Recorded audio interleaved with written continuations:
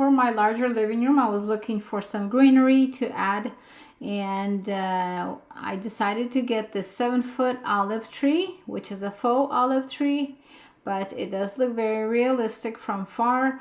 I like the realistic stem or branch, and look how nice the olives are. It does have a greenish and a more riper color as well. The leaves are not too bad.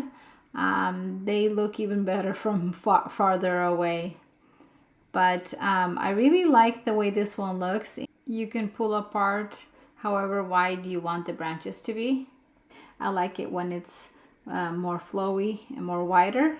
I added my own woven basket, and I did also add and put some cardboard or construction paper under to give it a little bit more height, and I also added the moss to give it like a more realistic look and to hide the things that are inside.